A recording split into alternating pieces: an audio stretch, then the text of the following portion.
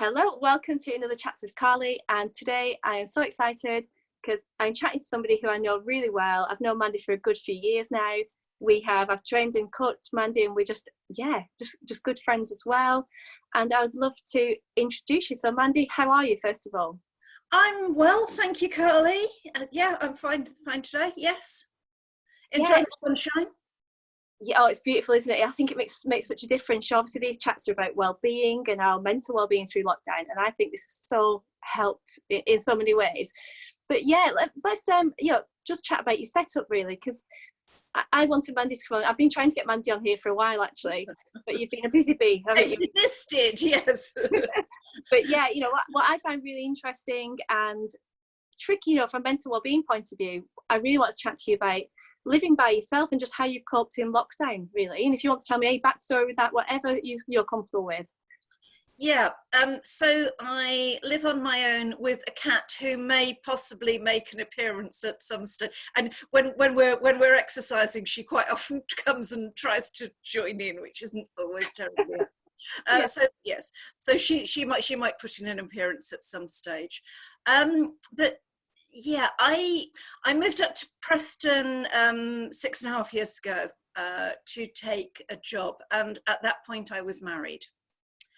And within about 4 months of us moving up here, my husband died,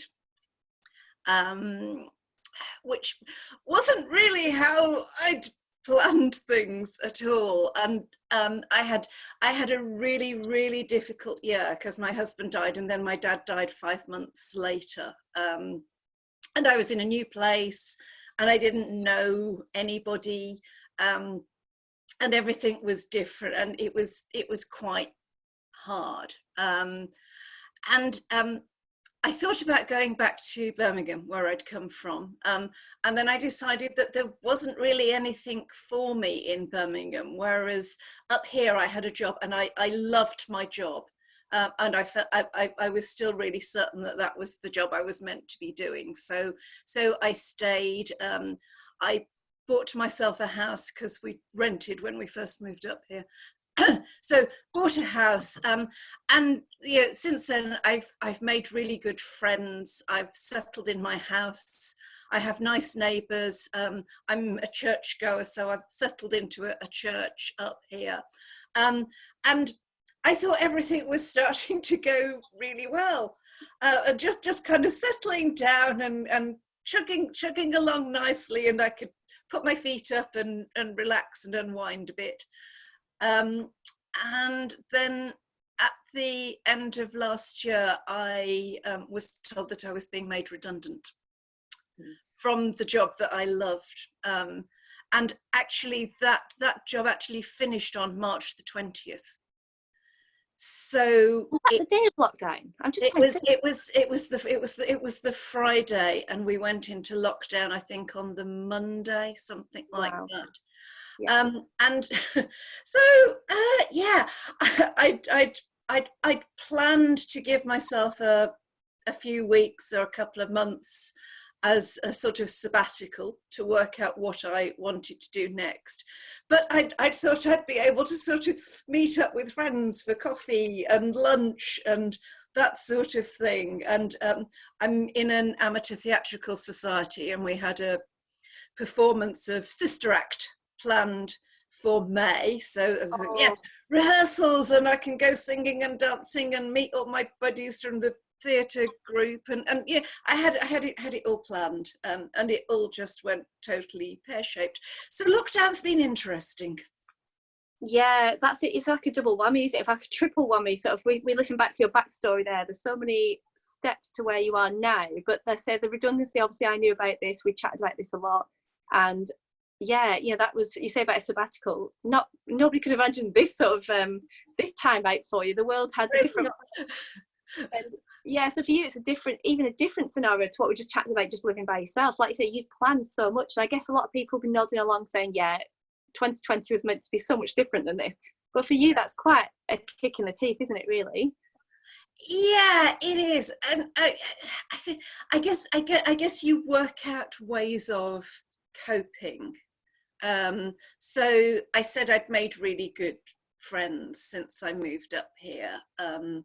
And I'm still in touch. So I have sort of fairly regular Zoom coffee dates and Zoom drinks dates with people, and it's not the same. It's not the same as seeing people face to face and going for a pub lunch, and but it's better than nothing. And I know that I do have people who I can talk to. And see a friendly, smiling face. And one of the things that's been interesting, I think since I lost my job, I've become a bit more open on social media, because I was always a bit cautious about, oh, well, who's going to see this and what are they going to think about it? Yeah. And there've been a few times where I've been feeling down, and I've put stuff on Facebook. Not necessarily I am in a really bad state, but I've posted the kind of uplifting memes and things about mental health that are a bit more general, and quite a few people have then messaged me to see if I'm okay, and that's been really nice. So I've been feeling really supported with that.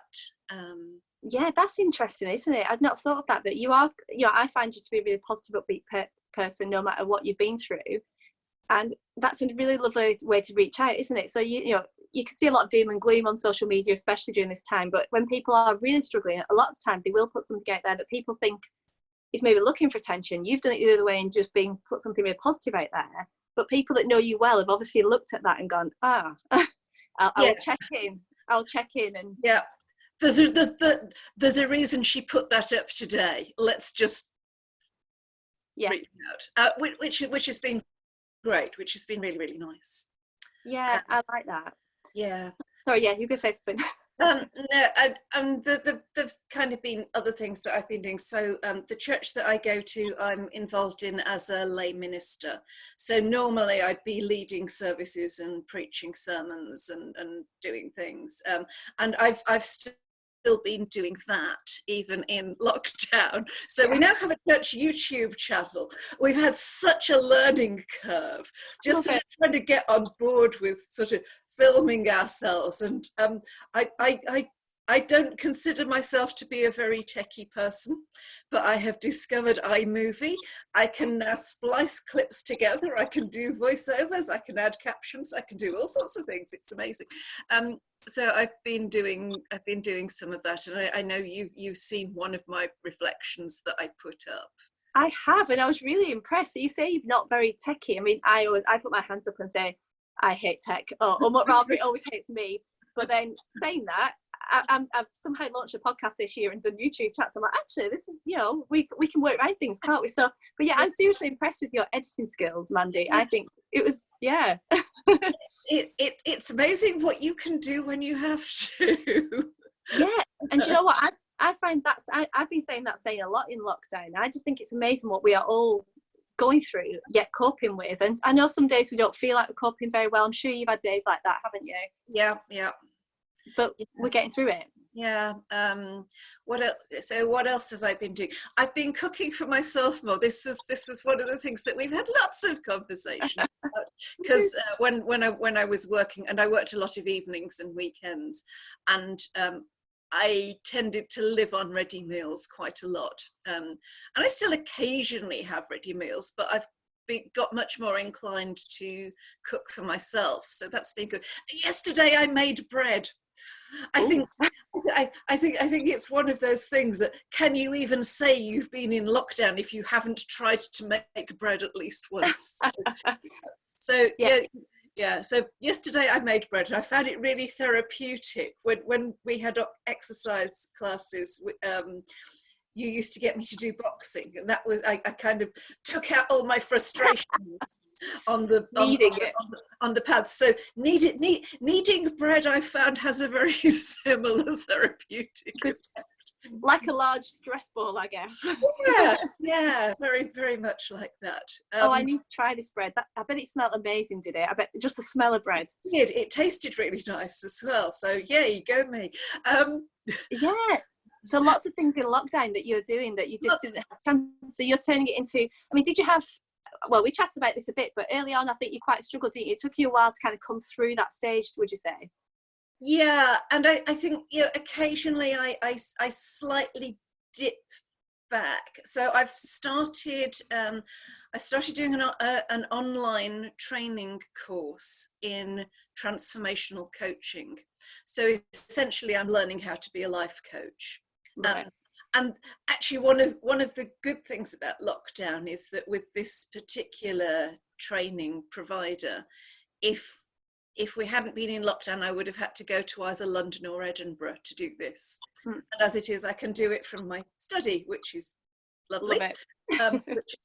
which is quite nice. So I'm hoping that will turn into something. So essentially, a sort of self-employed business for me. As at the moment, I'm looking for people who I can use as practice clients. So if any of the people listening to your podcast would feel that they're just kind of a bit stuck somewhere emotionally or in their jobs, or if they're just going, you know, in lockdown I'm looking at my life and it's not quite how I think I'd like it to be. So if anybody wants a bit of help with that, at the moment while I'm training, it's all free.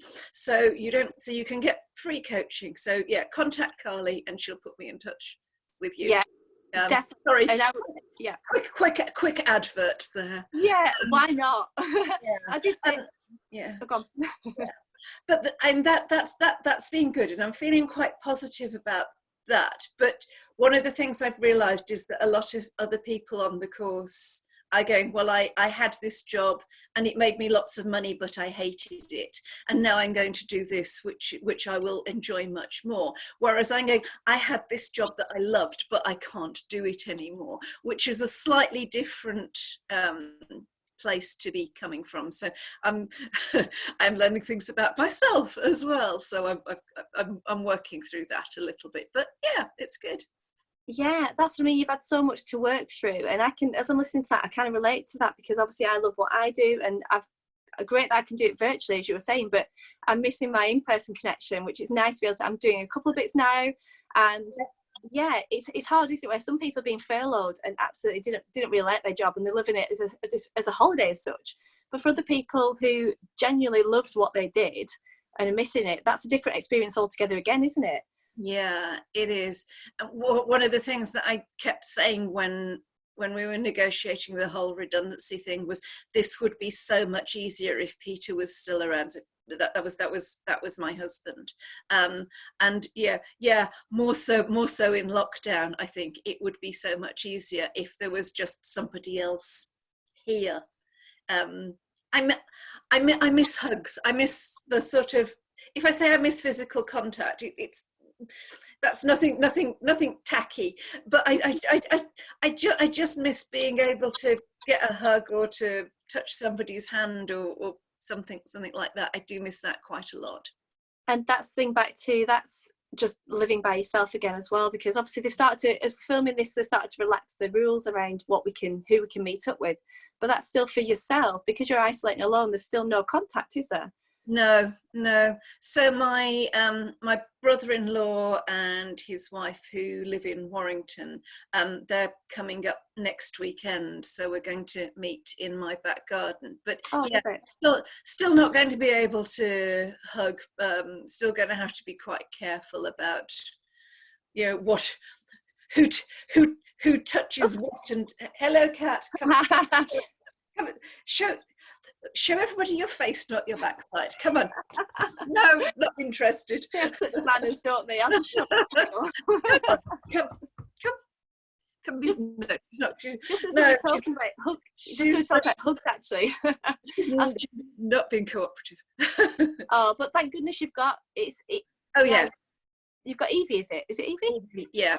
And I thought that, thank goodness you got Evie in that sense. And obviously you're missing the physical contact with humans, but she's your companion, and I guess she's probably been your saviour in this, would you say, a little bit? Yeah, I think she has. I think Evie and Zoom, and without hello, come on.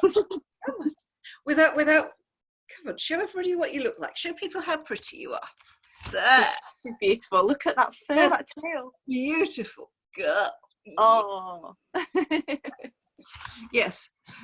Yeah. And I mean, and I mean, I think actually sort of having a faith and being able to pray, and obviously that's different for everybody, but I think, you know, sometimes just having, whether it's meditation or yoga or just something that you can chill out a bit and connect with something beyond yourself, I think helps. Yeah, with your latest video, YouTube video, the one that I saw was all about that, wasn't it? I loved it. It's so calming. And yeah, like I say, spirituality or whether it's religion, I think there's something in just being still and taking this time to kind of reflect, isn't there? Yeah, yeah, yes. Yeah, fantastic.